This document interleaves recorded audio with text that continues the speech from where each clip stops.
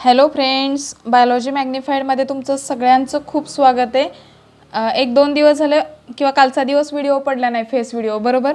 तर त्याच्याबद्दल सॉरी. आज पण फेस व्हिडिओ पडेल याची गॅरंटी नाही, उद्या मात्र पडू शकतो.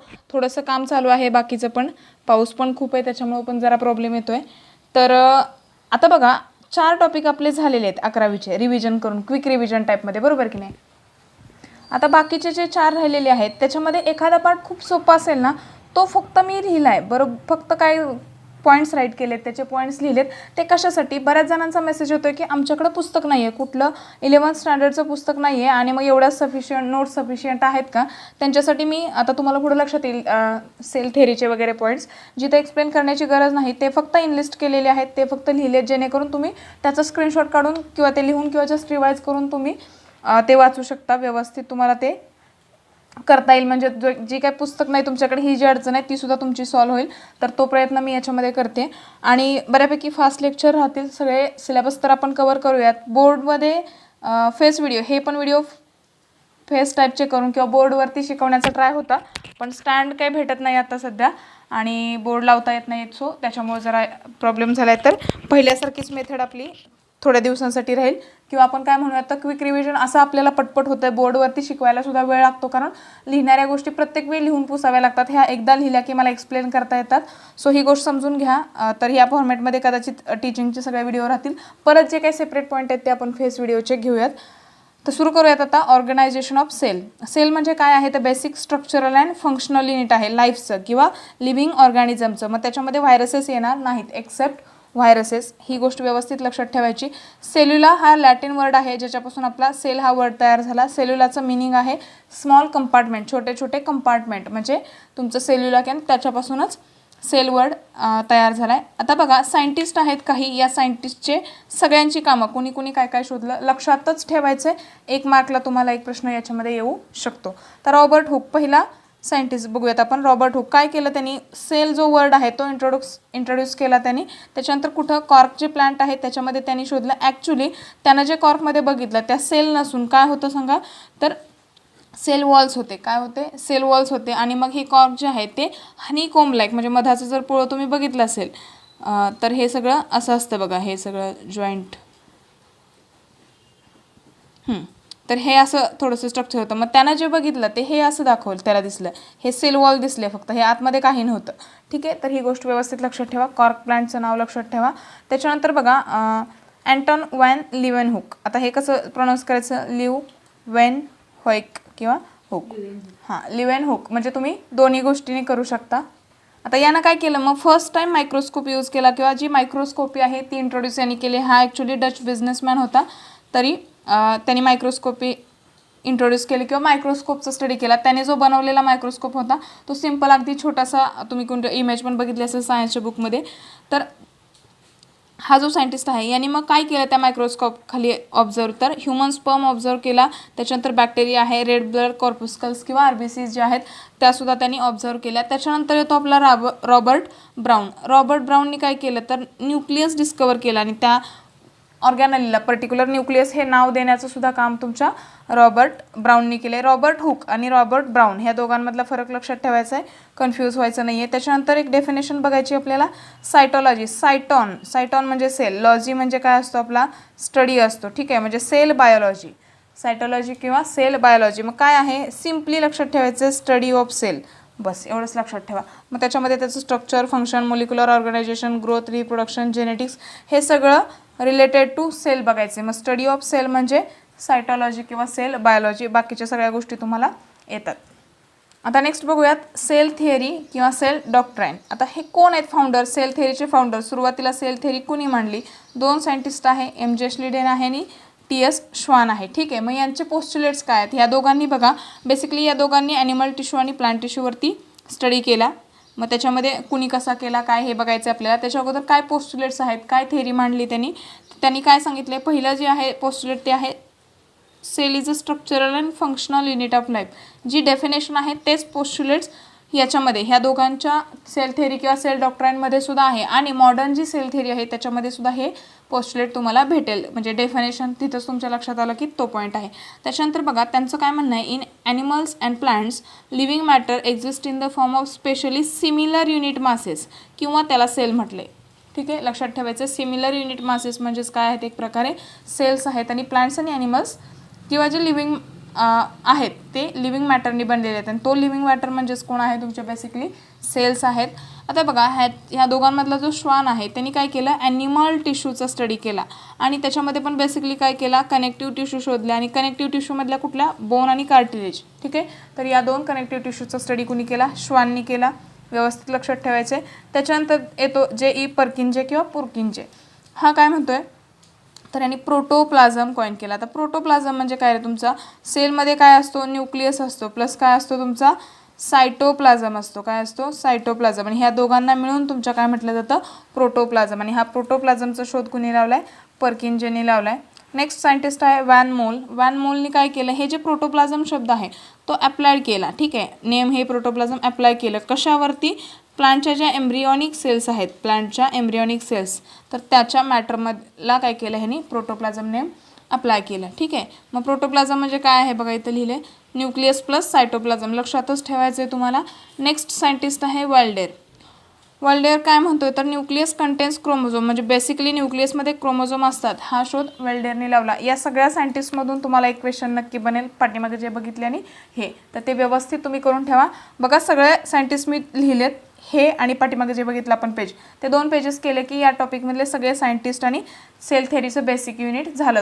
ठीक आहे, तर एवढी सफिशियंट आहे, याच्यापेक्षा दुसरं काही नाही वाचलं तरी चालतंय.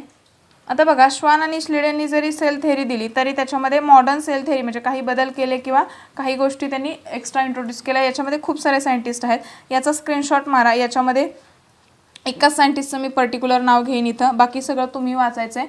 याच्यामध्ये वेळ घालवणार नाही कारण सिम्पली वाचून दाखवायचं आहे. रुडॉल्फ विर्चा काय म्हणतो, तर all cells arise from pre existing sale.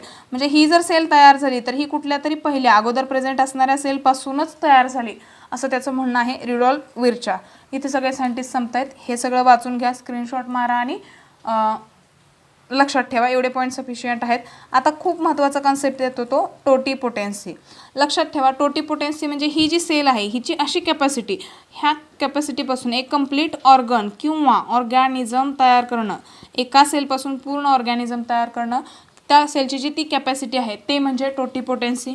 बघूयात definition. Potential or capacity of a living nucleated cell. इथं सेल लिव्हिंग पाहिजे, नॉन लिव्हिंग चालणार नाही, प्लस त्याच्यामध्ये न्यूक्लियस पाहिजे कारण सगळं जेनेटिक मटेरियल हे तुमच्या न्यूक्लियसमध्येच असतं. To differentiate into any other type of cell and thus can form a complete new organism. सगळ्या टाईपच्या सेलमध्ये जर एका सेलचं कन्वर्जन झालं तर बॉडीचे सगळे सेल्स, सगळ्या टाईपचे सेल्स तयार होणार आणि अशा प्रकारे नवीन ऑर्गॅनिझम तयार होणार. हे आहे तुमचं टोटीपोटेन्सी.